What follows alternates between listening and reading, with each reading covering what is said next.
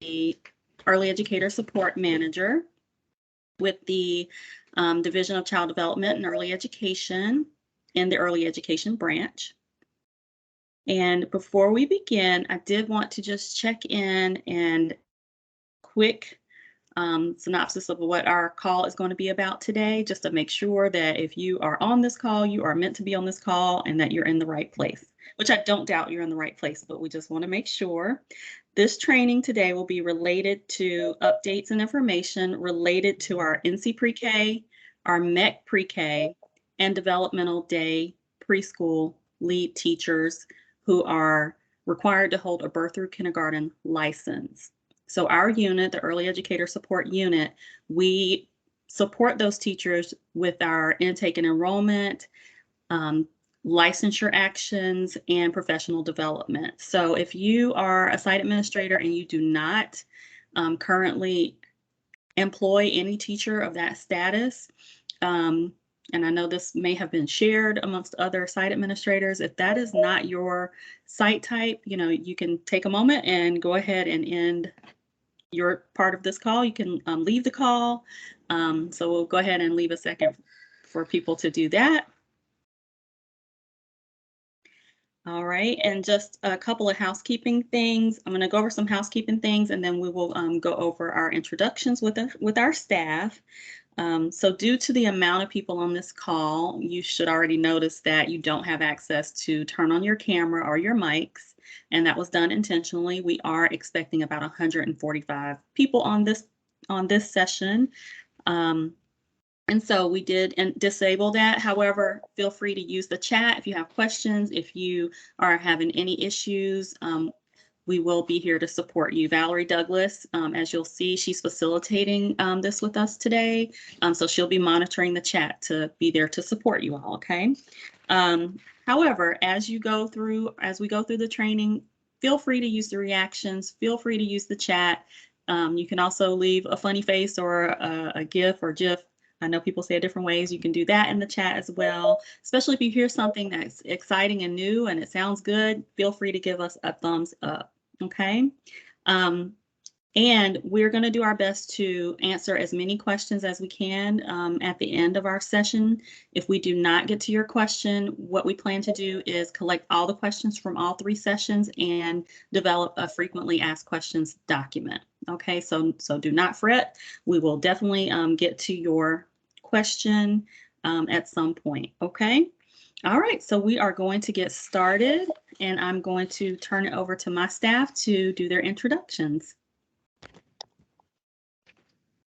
Hello, everyone. I almost said good morning. I guess I should say good afternoon now to everybody. My name is Briannia Best. I am the BK Licensure Specialist for the western part of the state, and I am very happy to virtually see you all today. Hope you enjoy our presentation. I'm going to hand it over now to Faye Lewis.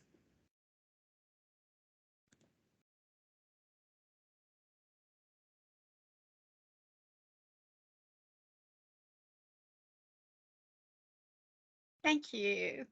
Hello, I'm Faye Lewis, the BK Licensure Specialist for the East and part of the central counties in the state.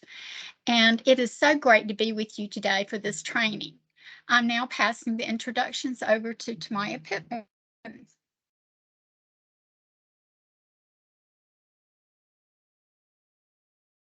Hi, everyone. I am Tamaya Pittman, the intake coordinator for the entire state. I'm going to pass it back over to our manager, Janine Gatewood.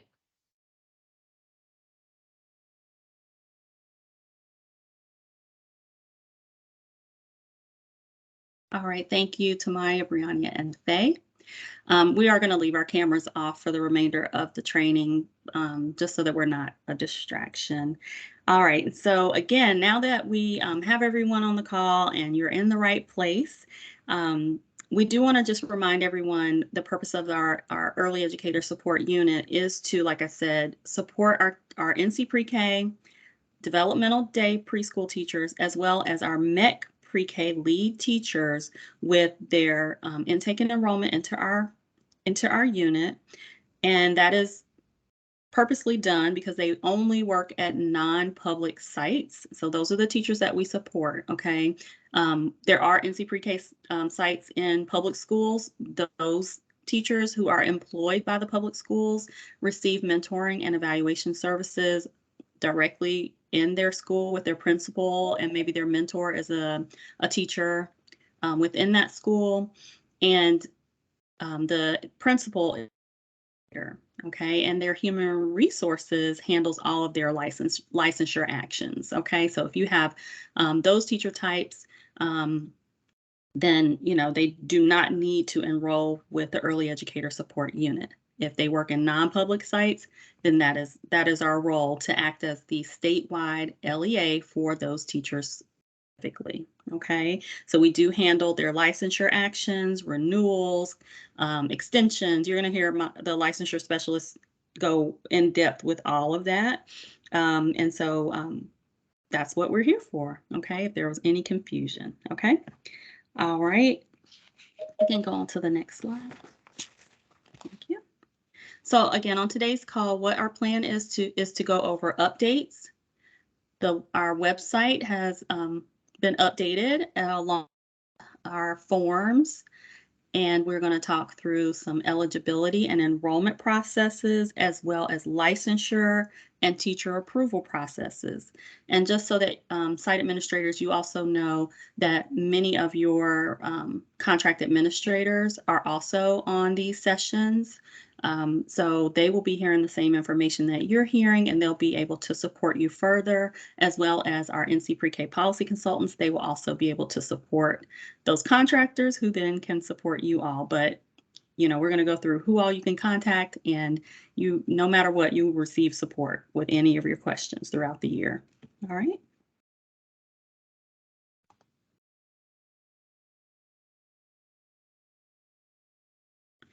All right, so this year we used a new electronic process to receive the paperwork that we need in order to process your teacher's annual experience to be added to their license. And so normally we requested that through mail and fax. So this year we used DocuSign. And on April 4th, we sent out an announcement notifying all lead teachers, as well as you all as site administrators, that the form to add this current year of experience to their license was going to be sent out on April 6th via DocuSign. Okay. On April 6th, the forms went out via DocuSign, requesting the lead teacher to sign first, and then you as the site administrator to sign and add the dates in which the teacher was employed in your center to verify that. The deadline was April 29th for all those signatures to be processed and submitted again through DocuSign, and that came directly to our office. So between the beginning of May through the end of May, all forms that were received that were accurate, and what we mean by accurate, they had the accurate dates, teacher's social was accurate, names, we could verify everything. If they were received and accurate, they were processed. So every teacher that we had a form on, that year of experience was then added to their license. So you may have heard from your licensure specialist or even Tamaya to say, hey, can you update this or can you fix this? And as long as you worked with us to get that submitted, as well as your teachers, then we have processed all of those forms. Okay. And so again, this was a new process for us. So we want to thank you all for your patience with some of that. Again, we are really trying to move away from the delays that we have received in the past, waiting on mail or issues with faxing, and so you're going to see a lot more of that about how we're moving to making our form to get away from those delays. So we thank you for your patience with that. But what we did learn a lot of is that we need to make sure that we have, as site administrators, we need to have you all's information up to date at all times. We had a lot of site administrators who changed their email address and things like that. So we're going to go over some ways to help that you can help us make sure that we have up to date information, because you don't want to miss any contact from our office. Okay.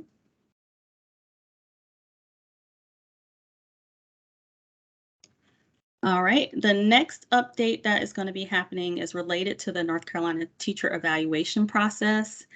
And as it relates to that, it's really what we're updating are parts 1 and part 2. So if, as most of you know, unless you're a brand new site administrator to this process, our lead teachers, when they enroll in the early educator support unit, they must complete part 1, which used to be 10 online modules housed in our DCT Moodle system. And again, if you've been with us for any length of time, you were required to do that as well. And part 2, which was an in-person training by our early educator support offices at UNC Charlotte and East Carolina. And those were held in person previously. And then with COVID, they were held virtually, but they were pretty much like an all-day training.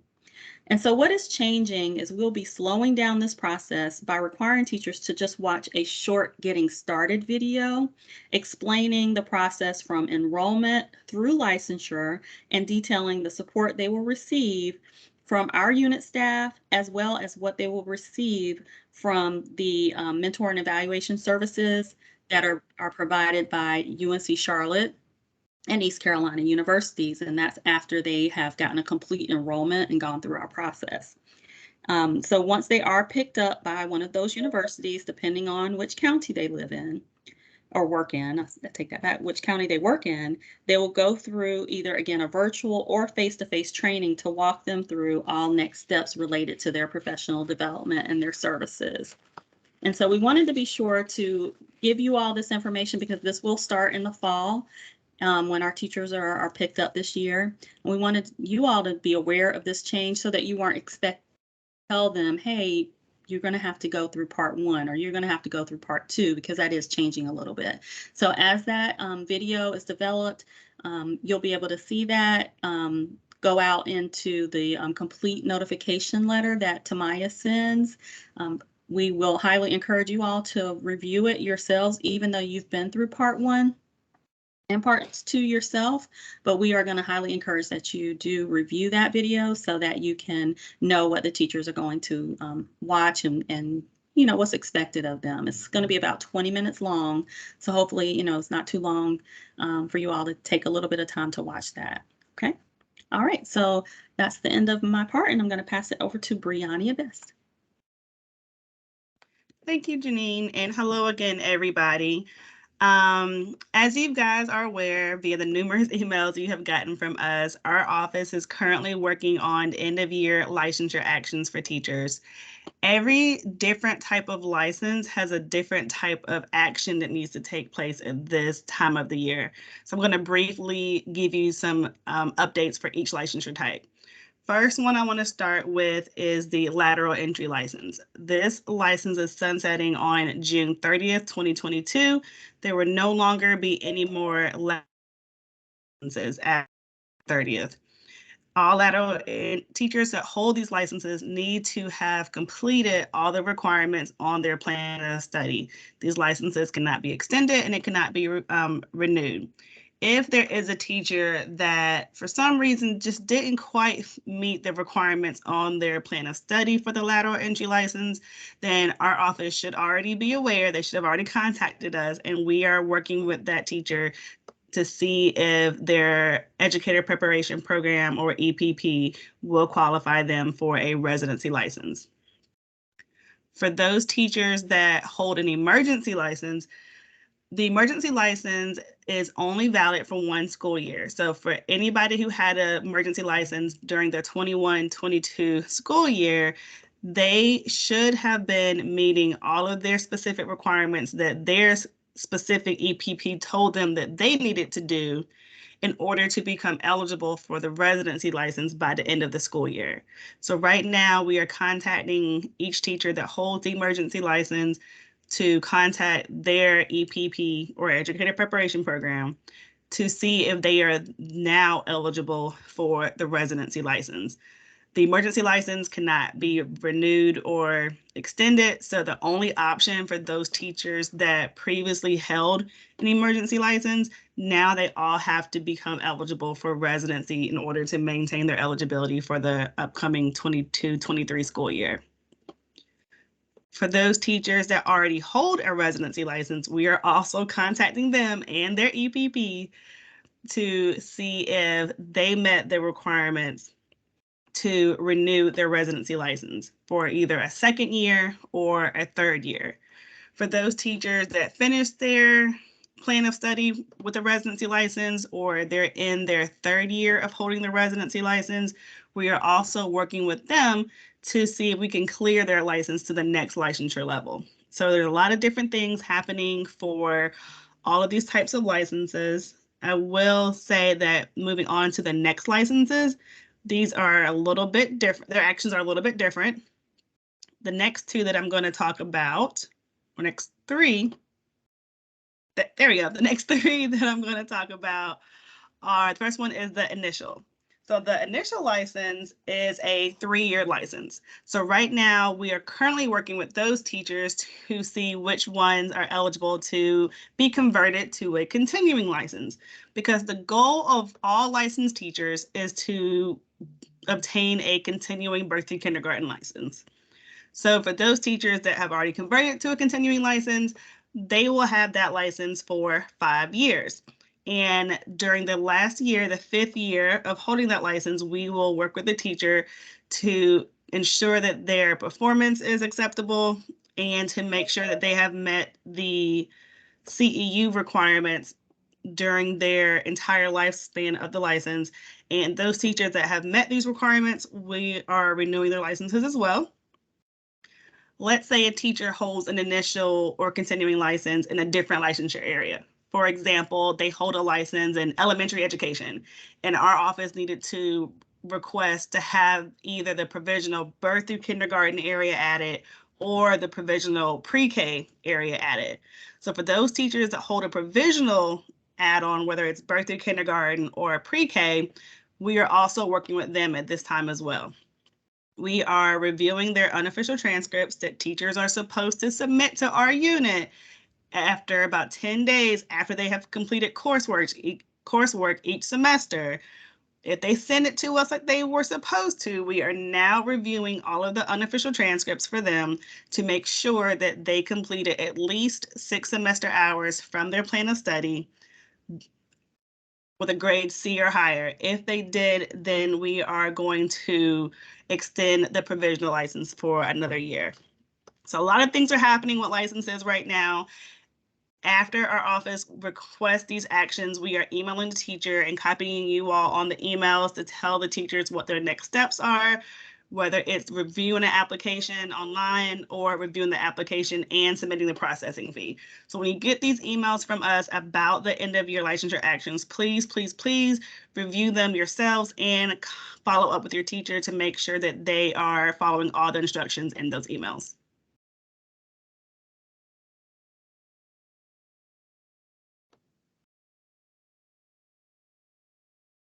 All right, so now let's talk about eligibility. For those of you who are hiring new teachers who do not hold a North Carolina or other state or country's license, that teacher must be deemed eligible by an educator preparation program to hold a North Carolina residency license in the area of birth through kindergarten. An educator preparation program, or EPP, as you'll hear us call it, that is a North Carolina college or university that has been approved to offer a residency licensure program. So just so you all are aware, Western Governor University, Grand Canyon University, the University of Arizona, the University of Phoenix, these are not EPPs.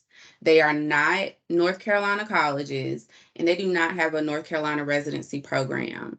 So please make sure that any unlicensed educators that you are hiring, they are affiliating and enrolling into an approved EPP program. When the EPP is determining the eligibility for the residency license, they do have to follow a certain criteria. So at minimum, the unlicensed teacher must have conferred or been awarded a bachelor's degree. Okay, they have to be able to produce an official transcript that shows they have a bachelor's degree. with a cumulative GPA of 2.7 or higher. And then within that bachelor's degree, the EPP must be able to identify as they see fit 24 semester hours of coursework in the licensure area of birth through kindergarten. And that is the eligibility guideline for unlicensed teachers. For teachers who hold one of the following licenses on this list, whether expired or not, they may be eligible for approval. Now, there is a caveat for some. So if you have a teacher who holds a license with a provisional BK or pre-K add-on, or a residency or emergency license, upon enrollment with this office, they will be asked to submit additional documentation so that we can verify their eligibility for approval. So now let's talk about enrollment.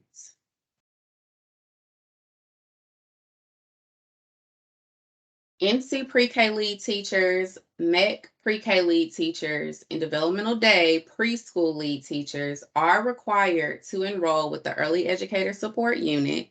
It is not optional. It is not a suggestion. It is a requirement per child care rule. In order for a newly hired teacher to enroll, they must complete the most recent version of the EES enrollment application available on our website, and I'll show you all that shortly. Prior versions of the enrollment application submitted via fax, mail, or email will not be accepted or processed. Once I receive notification of an enrollment application submitted following the recent process, I will follow up via email with next steps.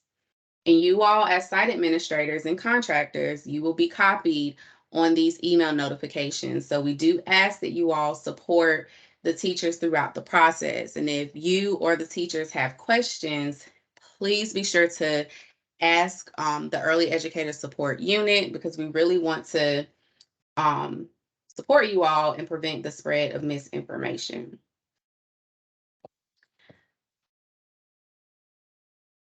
Okay, so now let's take a look at our updated website and forms.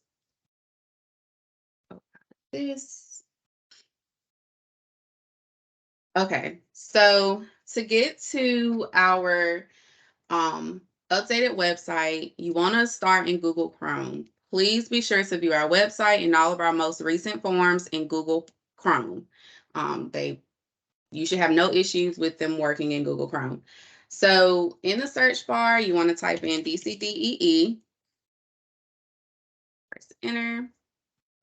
And the first link that you see would be for the Division of Child Development and Early Education. So if you click on that link, it'll take you to the main page for the division. Once you are here, you want to hover over the word services, and you're looking for Early Educator Support. You scroll down to Early Educator Support and then click on it. Okay, and we will also be dropping the link to our to this page, our main page, in the chat for you all to save it for future reference. But as you can see, on our main page, we have information regarding who we are, what we do, contact information, and how we support lead teachers enrolled with our office. If you scroll down to the end of the page, you'll see 3 categories: eligibility and enrollment, licensure, and then mentoring and evaluating services. So first, let's take a look at eligibility and enrollment.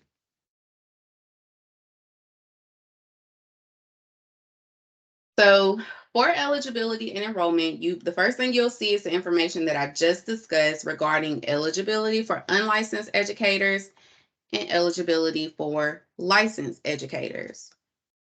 And if you keep on scrolling down, you'll see an enrollment section. Now, in this section, there is a link to the EES enrollment application, which I'll show you guys that shortly. And then also in this section, you'll find additional information regarding enrollment. So it includes the instructions to the DCDEE electronic transcript process, and then 2 special notes, one note stating that the name of the EPP must be indicated on the enrollment application, and then also the note that our forms have gone completely electronic. So effective July 1st, prior versions of the application has to be submitted by using this link on our website. We are not accepting enrollment or any forms through fax or mail. All right, so let's look at the enrollment application. So to get to the enrollment application, you'll click on this link and you'll see DocuSign loading. The teacher must review any information provided here. Okay, they must review that information. And then they must enter in their name and their email address. And to get to the application, they'll press begin signing. All right, let DocuSign load. Okay, it's finished loading. So they would press got it here and then continue.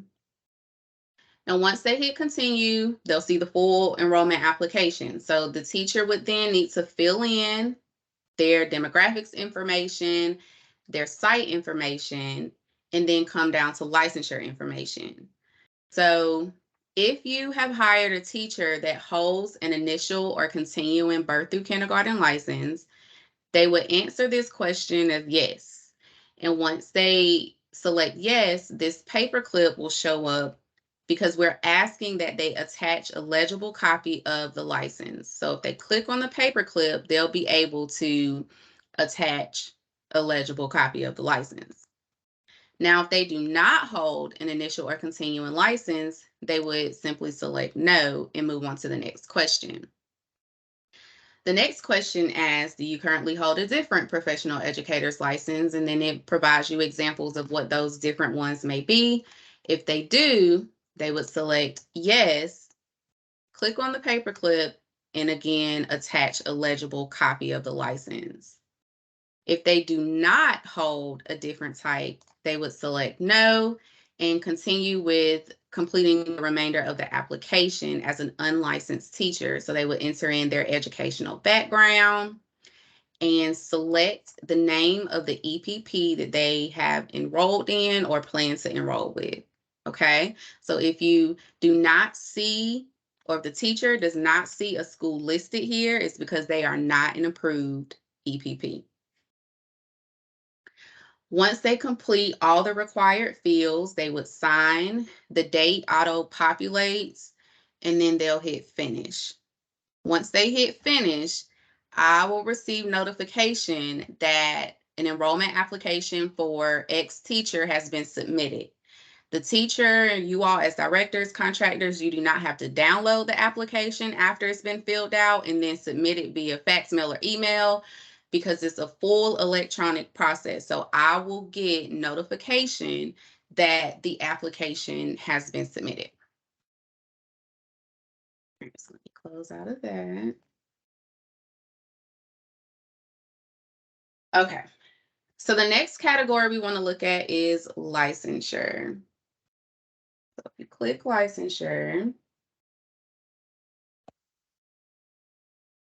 you'll see that this page also provides contact information for the unit, and it also details the steps that the teacher will follow after they have completed or have submitted all required paperwork to get a complete enrollment. So teacher fills out the enrollment application. I send them a notification requesting additional documents. Teacher submits additional documents to satisfy the requirements of submitting additional documents, and then I will send them a complete enrollment notification. After that, they'll start here at step 1. Okay.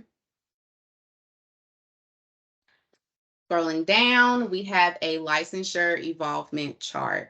So this chart just simply shows that no matter where the teacher starts in the process, whether they have to start at an emergency license or a residency license, our ultimate goal through our support is to get them to a continuing license. And then further down, you'll find more details regarding each licensure type that we work with. Okay, let me close that. Our next category is mentoring and evaluating services. So as mentioned earlier, professional development services are provided by the EES office at UNC Charlotte and East Carolina University. Here you will find a short summary of the support that they provide, and then you can also access their respective websites by clicking on their logo. So for the EES office at ECU, if you click on their logo, it'll take you to ECU's main page for the EES office. And if you go back and click on UNC Charlotte's, it'll provide their webpage. And they also have more information. All right, and lastly, additional resources. So to get to the additional resources, which will have all of the rest of our forms, from our main page, this page, if you scroll down under the phase chart, you will see the sentence that says, for more information, please see our additional resources. Tamaya, can you zoom in, please? Thank you. Okay. You scroll down underneath our phases chart, you'll see a sentence that says, for more information, please see our additional resources. And if you click on this link, it'll take you to this web page. So on this page, you will find all of our maps for our unit, as well as the other units that we collaborate with, such as NC Pre-K and the EES offices at UNC Charlotte and ECU, the policies that guide our work, all of our forms, as well as licensure and other resources. Now, going back up to our forms, we have already reviewed the EES enrollment application, but let's look at the remainder of the forms. So the change of information form, which we also call it just the change form, this form must be submitted anytime a change occurs to a teacher's contact information or their employment site. So if their email address changes or they move, they need to report it to us by submitting the change form. If they go from one NC Pre-K or MEC Pre-K site as the NC Pre-K or MEC Pre-K lead teacher to another, they need to report that change to us by completing the change form. So after you select change form, you'll read the educator will read the information, enter in their name and their email address, click begin signing. DocuSign will load. They'll press got it and continue. And then they'll fill in what applies to them. So they would indicate what they are, NC Pre-K, Developmental Day, or MEC Pre-K, and then what change they're reporting. So if they're reporting a change to their personal information, they would select yes, and then fill in what the current or updated information is. If they're not reporting a change to personal information, they would select no, and then move on to the next section. This section is for employment site changes. So if they have a change to their employment site, they would select yes, and then enter in what site they're currently working at. Once they enter in all applicable information, they would sign and hit finish.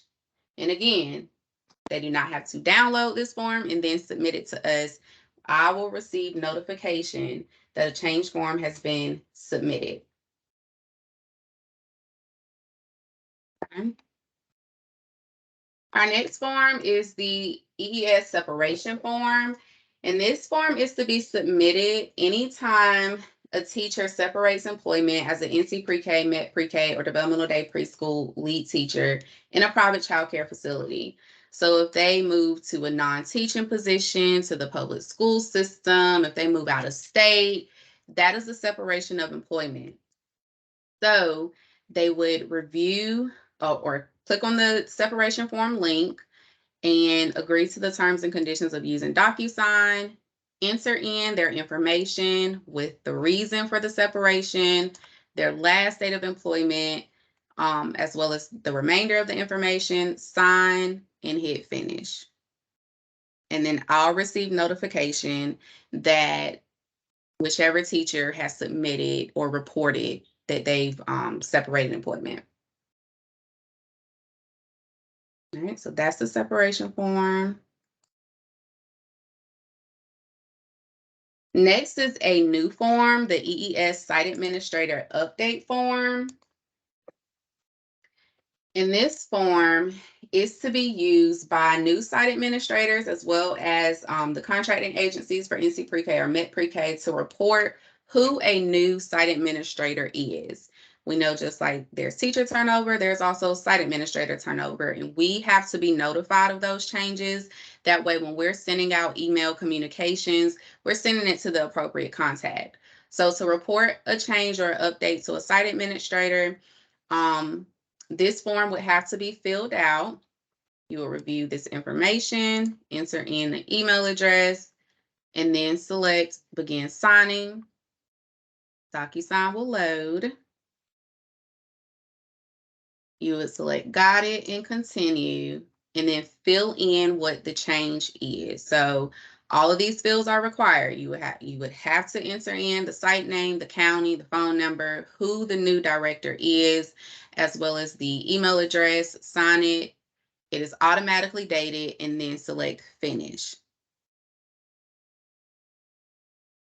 Okay. Close out of that one. And lastly, we have our EES professional development log. Now, this log or form is only to be utilized for your teachers who hold a continuing license. It is not for initial licensed teachers, residency, or emergency, only for those that hold a continuing license. And for those that hold a continuing license, they should be submitting this log along with their certificates of completion or unofficial transcripts. They are supposed to be submitting this log twice a year. One time in January and the other time in May to report the progress that they are making toward completing the CEU requirement associated with their continuing license. And Gordon Millspaw, he's the one who mainly works with teachers for this. So for the PD log, they will press got it, agree to the terms and conditions of using DocuSign, and then they would complete the form. So they would put in their name, their email address, which license they hold, the effective date of that license, as well as the date that it expires. They would enter in the training details for what they want credit for. And then they have to attach, is a requirement, they have to attach the certificates that they've received to show successful completion of a training, or if they're taking coursework for that CEU requirement, then they have to submit an unofficial transcript. So when you click on the paperclip button, it'll give them the option to upload and attach the certificates or the unofficial transcript. And once they have done that, they would click finish. And again, this office will receive notification that this teacher has submitted their professional development log. It does not have to be downloaded and then submitted via email, fax, or mail. Okay. All right. So I know that that was a lot, but it was a lot in a good way because we are really trying to streamline our processes. And so with that being said, I have a little pop quiz for you all. So in the chat box, if you can just enter your answer to this question, true or false, teachers must complete the forms, all the forms that I just reviewed. They must complete the forms and then submit them to the EES unit by fax or mail to make sure we received it. Is that true or is that false? I'll read it again. So true or false, teachers must complete the forms and submit them via fax or mail to ensure the EES unit receives them. Check my chats. Let's see. That's correct. The answer is false. So the enrollment application, the change of information form, the separation form, the site administrator update form, and the professional development log, they are all online based and must be submitted online. These documents do not need to come to the EES unit by way of fax, mail, or email. All right, so that concludes my portion. I am now going to pass. My question is, who's excited to not have to fax or email? Let's get some hand claps, thumbs ups, anything like that, because we are super excited. So a lot of work has gone into this. We have been testing it, internally.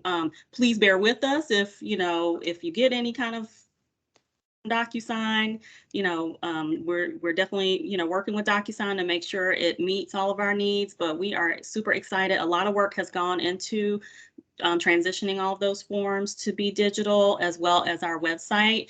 Tamaya, before you move on, on the website, on that additional, where it's the additional resources, if you can drop that link also in the chat. Oh, yes. Yes. You want to go to our homepage, get all the information, make sure you find everything, but this additional resources page where all of our documents are listed is what you're likely going to want to save to your favorites, because as you're hiring your new teachers and contract administrators, I'm speaking to you all as well so that you can refer people where to go. You'll want to have that saved for easy access. All right. Yep. Thank you.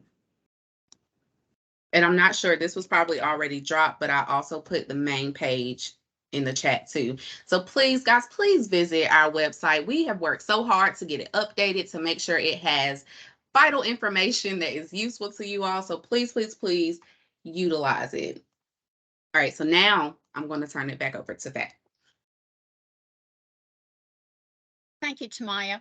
Hello to those of you that joined after the introductions. I'm Faye Lewis, BK Licensure Specialist for the Eastern and some of the Central counties. We'll be reviewing licensure and the process for teacher approvals for the upcoming new year. Some of our lead teachers have met the EPP's educational coursework and assessment requirements for the residency BK licensure program, or the provisional BK add-on license. If you recall, Brianna went through those steps and briefly gave some procedural actions that needed to be taken.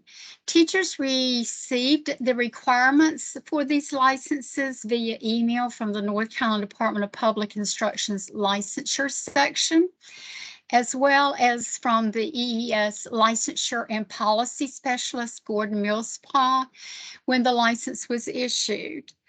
The plan of study issued by the EPP also provides the required coursework and type of assessment that is required for teachers to complete. Those teachers should be in contact with Brianna or me and their EPP for instructions to open an application on the Department of Public Instruction's online licensure system to clear and to upgrade the residency or provisional add-on license. As Brianna mentioned, the application to clear the emergency license for a residency is initiated by the EES BK licensure specialist based on the teacher's successful completion of the plan of study that is issued by the EPP.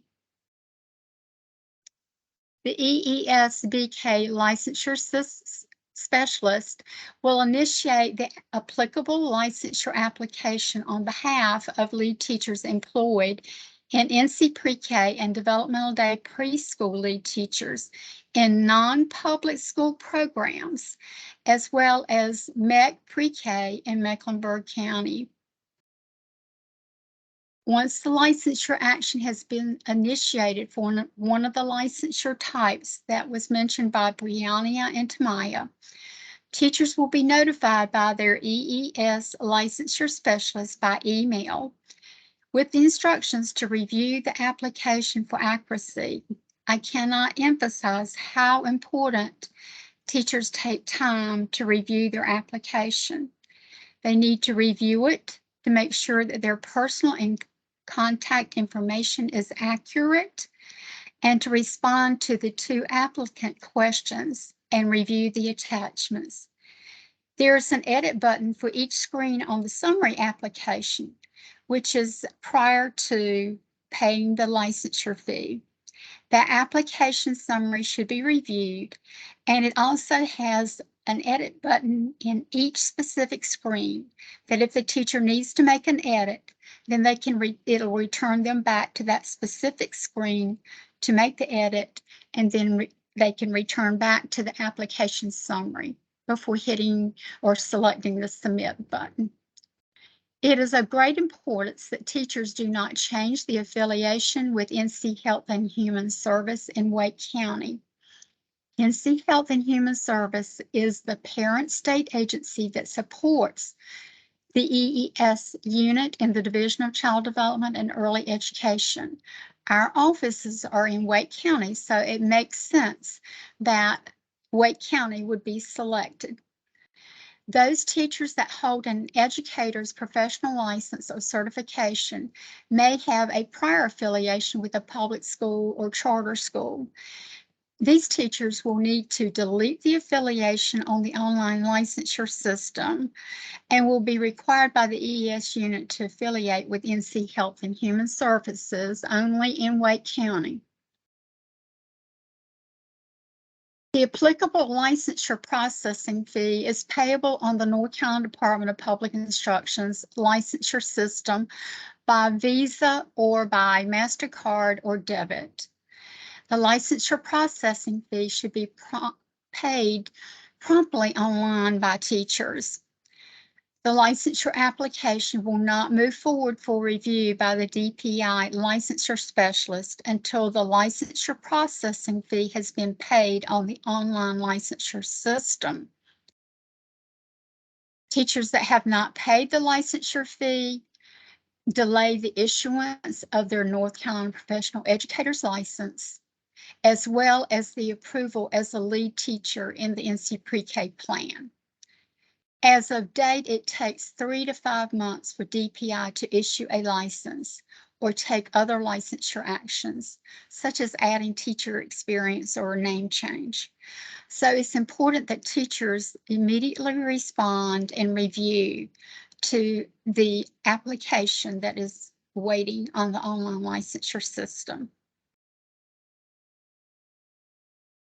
Only lead teachers that hold the appropriate license or have a pending license under review at DPI will receive the applicable mentoring and evaluation services from our EE offices at UNC Charlotte or East Carolina University.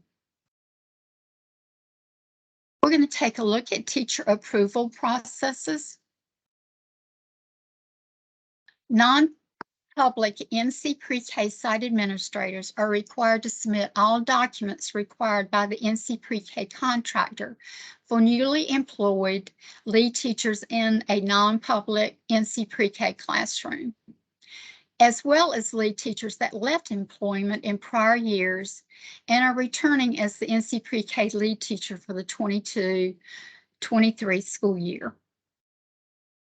The EES BK licensure specialists cannot approve NC Pre-K teachers in the plan until the EES unit enrollment has been completed and approved by the EES intake coordinator. The EES enrollment applications submitted by lead teachers are processed by the EES intake coordinator only if they have been assigned to an NC Pre-K classroom as the lead teacher in the 2022-23 NC Pre-K plan.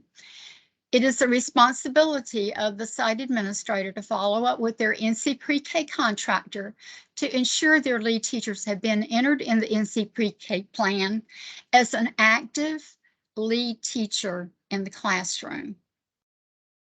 The EES intake coordinator will notify the lead teacher, site administrator, the NC Pre-K contractor, if applicable, MEC Pre-K and EES offices at UNC Charlotte or East Carolina University as to the status of a teacher's enrollment with the EES unit by email.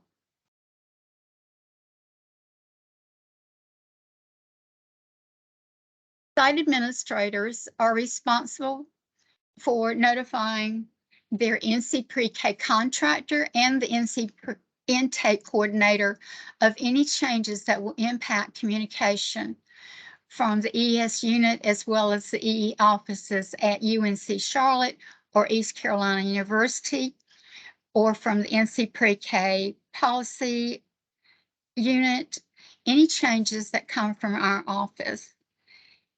Any changes in name, email address, phone number, employment, other changes are required to be reported immediately by submitting the appropriate EES form as reviewed by Tamaya Pittman.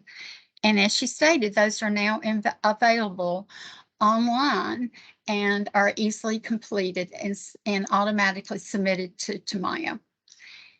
I'm now going to turn it over to our EES manager, Janine Gatewood, to conclude today's presentation.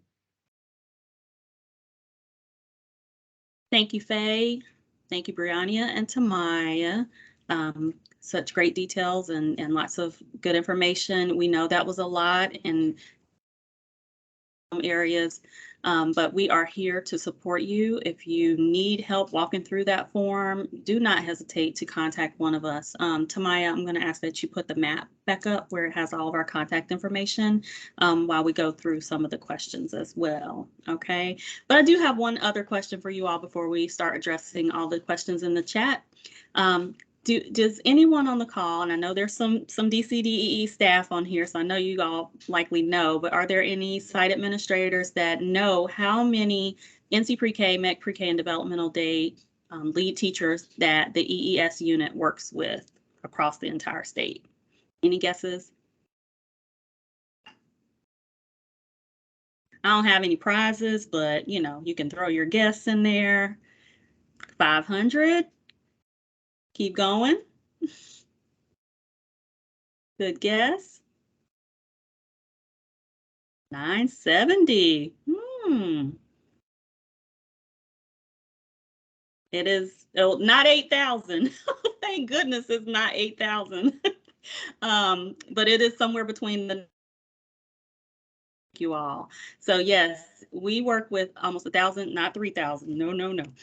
So and just thinking about the 1,000 teachers, so we do have Brianna and Faye that split the state as it relates to licensure. And as you can see, that yellow area, we have a vacant position there. So right now we have the work of what normally 3 people have been doing, only 2 have been doing. And then Tamaya Pittman, she handles intake, enrollment, renewal, separation, and all of that for the entire state. Okay, so when you think about that, when you're emailing us, you know, give us some grace if it takes us, you know, longer than a day or 2 or 3 to get back to you, because we have a lot going on, especially from the time that we start receiving those intake enrollment documents, changes, and all of that at the beginning of the year. That is a huge busy season, as well as the BK licensure specialists are handling whatever licensure actions they need to handle, as well as all the NC Pre-K teacher approvals in our NC Pre-K plan. The last thing I'm going to say is that it is just so important that we follow this process where you all are requesting, I don't care if you sit down with your teachers as they fill out whatever form is necessary, because I know that you all are letting your contractors know what changes are happening. They are entering that into the NC Pre-K plan. However, NC Pre-K plan does not talk to some of our other databases that we use to do our work and make sure that our teachers do not get lost in the cracks. Okay, we need those forms to be submitted to us. I think this might address 1 or 2 questions. Can somebody else do the separation form if the teacher doesn't do it? Yes, we'd rather receive 2 separation forms than no separation form, if that makes sense. Okay, so I'm going to pause there. And Valerie, you want to help us out with the questions? Thank you. Sure. Good afternoon, everyone. I'm going to go through some of the questions in the chat. The first question that we have it says if a teacher completed the new electronic application through DocuSign, should he try to submit? I believe that's what they're asking. That may be an incomplete question. Tiffany, if you want to put the question again in the chat, so that we can be clear on what you are asking us. While she's doing that, I'll go to the next question. And it's from Shannon Poe. It says, what if the site administrator wants to report the separation of teachers from the site? Should we use the same form on their behalf? Yes, there's only one separation form, and so if a site administrator or contractor needs to report a separation, then yes, just you can use the separation form. Okay. The next question is this form also for site admins that hold a teaching license? Jennifer, I think you're asking in regard to the professional development log, and we only provide support to teachers, not site administrators who hold a teaching license. So you'll have to work directly with DPI, the Department of Public Instruction, for licensure. Okay.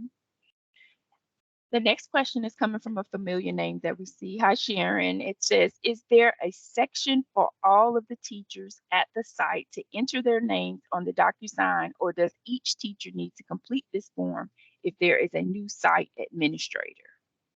So the way our system is set up is that if I update it in one place, it'll update it for all. So only one teacher or just the site administrator would report the change. So we would like for the site administrators, the new ones, or the contracting agency to complete the new site administrator update form, not necessarily the teacher. That doesn't mean the teacher can't report it, but our go-to should be either the new site administrator or the contracting agency. But once we update it that one time, it would apply to all teachers that are affiliated with that site and that site administrator. Okay. So Tiffany placed her question back in the chat. She said, if a teacher completed a new electronic application through DocuSign, should he try to resubmit his application after July 1? He submitted last week. No, he doesn't need to resubmit it again. That's a good question. I will start focusing on the 22-23 school year on July 1st and after. We're still closing out the 21-22 school year. So they do not have to submit it again. Okay. And it looks like the last question is, separation forms need to be completed if they change classrooms within our program. They're asking if they need to be completed if they change within the program. If they're moving from, for instance, let's say you have an NC Pre-K lead teacher that's moving to, I don't know, a regular preschool classroom or an infant toddler classroom, that is a separation. So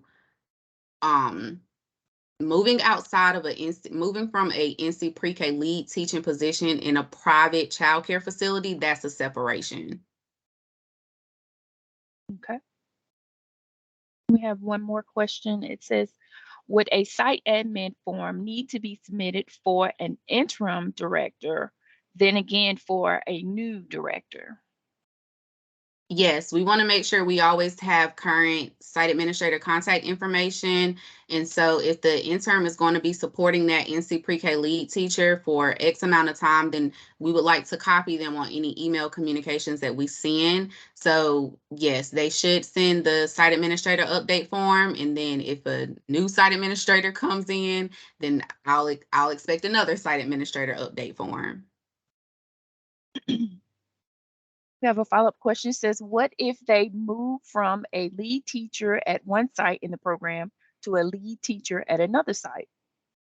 Then that would, if they remain as a NC Pre-K lead teacher at ABC Childcare, and then they move over to 123 Childcare, and they're both private childcare facilities, and they remain as an NC Pre-K lead teacher, that's a change, not a separation. They would complete the change form. And I just wanted to, I'm thinking about this a little bit further. Think about separation, meaning they don't need any more professional development services. They don't need a mentor and evaluator. They don't need anything else from this office because they are no longer funded by NC Pre-K. Okay, so again, like Tamaya said, that could go from ABC childcare. They have an NC Pre-K classroom. That teacher's a lead teacher. They move over. Now they're at 1, 2, 3 childcare. They're the lead teacher in an NC Pre-K classroom. They're still enrolled with us. They're just changing, right? So that's the change form. But if I go from ABC childcare over to Eastside Public School, and now I'm employed by that public school, then we are separating them from our early educator support, everything. They will no longer, and what it does also is it, we don't need to be serving teachers that don't need services. That allows for us to pull someone, let's say, off of our wait list, that needs services. That's kind of now, we move somebody out and move somebody else into a space where they can receive services. So that, again, is very, very, very important. Tamaya, I'm going to throw back to you. If I separated 2 years ago, went to the public school, and now I come back to an NC Pre-K site, what do I need to do? You would have to complete the enrollment application because you need to re-enroll. So yes, if you have a teacher that is returning after being separated, that is the enrollment application. Okay, it doesn't look like we have any additional questions. If you have any questions, please go ahead and drop them in the chat at this time, and we'll be happy to answer. And while we're waiting on that, one more round of applause, virtual claps for this team. Again, we do have this small team. They work very, very hard. I couldn't ask for a better group of people to work with. And they really are working their best to make sure that we support the needs of all your teachers, as well as you all. And I just say thank you to them all the time because I don't have any additional money to give them. So I have to say thank you. All right. We will hang on for any additional questions. Our names and Tamaya, will you zoom in just a little bit more on this? Make sure that you capture our phone numbers, emails. We are literally just a call away. Do not hesitate. One thing that we jokingly say, sometimes teachers get an email from our office, but they'll go and ask 5 other people rather than just ask us again. So please ask us. We'd rather, provide you with the correct information. So I'll pause here. I do see some more questions coming in. Received a question that says, for clarity in my understanding, if a teacher moves from a lead teacher position in NC Pre-K to a lead teacher position in MEC Pre-K, is that a separation? That's a good question. So that would actually be a change because we do support MEC Pre-K lead teachers. So in that specific case, that's a change form. Okay. And then the next question, it says, who do we send the transcripts to for the eligibility for BK? So remember in my presentation for eligibility, I discussed that, or I shared that eligibility is for a residency license is determined by an educator preparation program. So it's not like lateral where before you could send transcripts to the licensure specialist and they'll see whether you had the hours or not. That's not the process for residency. That educator needs to go ahead and enroll and affiliate with an approved educator preparation program to start the process of determining their eligibility for a residency license. The EPP does that. If I can add something to that question. So yes, everything Tamaya said is correct. Send the transcripts to the EPP to determine eligibility for a license. However, our office also needs official transcripts because we need the transcripts in order to request a license. So the teacher's going to have to order 2 different sets of transcripts, one set for the EPP and one set for our unit because we need the transcripts in order to be able to request a license. Hope that helps. Thanks, Bert. On that line, Tamaya, can you go to where it talks about the license? I'm sorry, about the transcripts. Sorry. On our website, just hover over that a moment, please. Thank you. And so I know we talked a lot about the DocuSign process. If teachers attach a copy of their license, all those copies will come to us. However, we do still deal with universities that do not do the electronic transcript process. So, you know, teachers do need to request it, and that would literally be the only thing that should be mailed to our office, okay? But if the site does use that transcript process that's electronic, then those things are sent to like a special mailbox and we get it from that way. I'm not even gonna go into all those details, it's a whole other thing, but we can get some electronic, and there are still universities that you know, it's just still old school. They are gonna mail that official copy with the stamp and the, you know, the seal and all that kind of stuff. Okay, so, all right. Right. Pause So there. just Go Jeanette, ahead. Mhm. just to add to that, it is very important that if a teacher is going to do the electronic transcript, that they follow the processes provided on the website. There should not be any transcripts being emailed to individual DCDEE staff members, because that's not the electronic transcript process. So please, please, please make sure that they refer to the website. It has there's screenshots in there as to what button you click on when it comes to submitting those transcripts. So please, please, please make sure that they're following the instructions. Okay, we have one more question. And it says, since the state is now allowing non-licensed long-term subs, do they still do the same process as a licensed lead teacher so that there is documentation of a teacher for that classroom?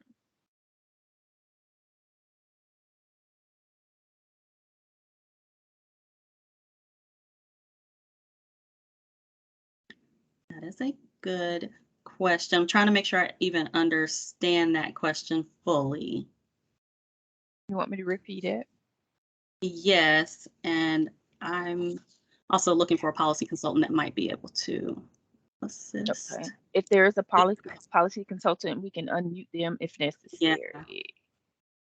I Okay, see Sharon. Sharon, she just Jane. raised her hand. Okay. Okay, there you go. Okay. Can you, yeah. All right. Allow mic. Okay, Sharon, you can unmute now.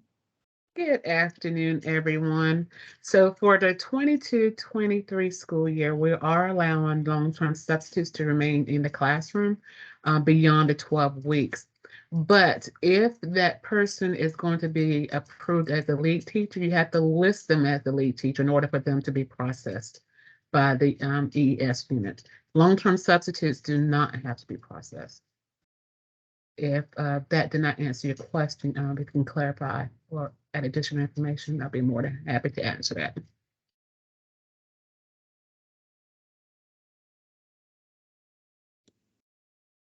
Okay. Valerie, it looks like Jeannie Barnes had her hand up.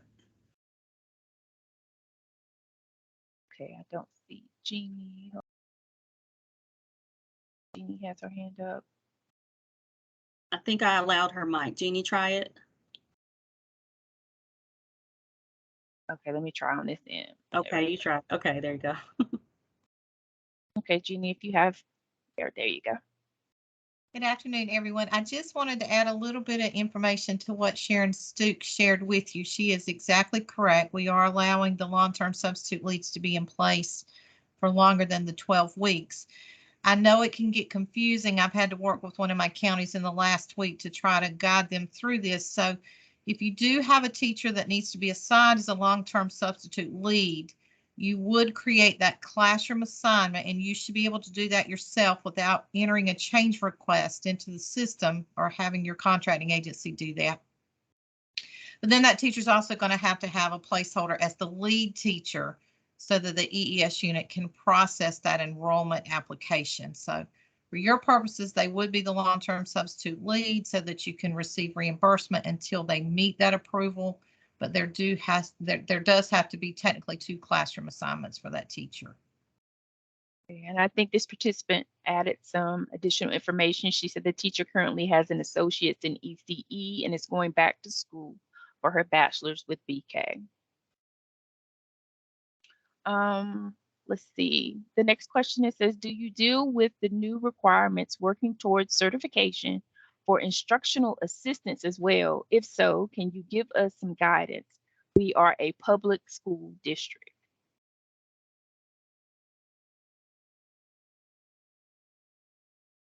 And that may have to be I'll answered let off. Sharon and Jeannie go ahead with that one as well.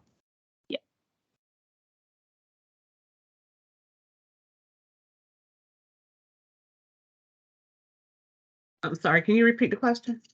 It says, do you deal with the new requirements working towards certification for instructional assistants as well? If so, can you give us some guidance? We are a public school district. Okay, teacher assistants are not required to enroll with the EES unit.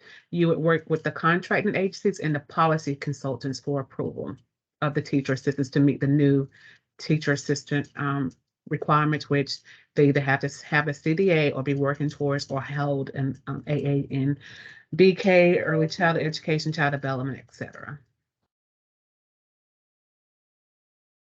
And Sheila, if you have additional information or additional questions, you can drop your email in the chat and we'll have one of the policy consultants to contact you to provide further information as well. Yeah, and please make sure you put your county. It'll be easier to contact you that way. Thank you. I just want to go back. So for the teacher that currently has an associate's in ECE and is going back to school for the bachelor's, they don't qualify for lead teacher because the minimum is a bachelor's degree. They have to be able to produce a transcript that shows they have conferred or been awarded a bachelor's degree. So that's the minimum requirement for lead NC Pre-K lead teachers, MET Pre-K, and Developmental Day Preschool. And that person would meet the long-term substitute requirements, but not, as Tamaya said, as the lead teacher for the NC Pre-K lead teacher.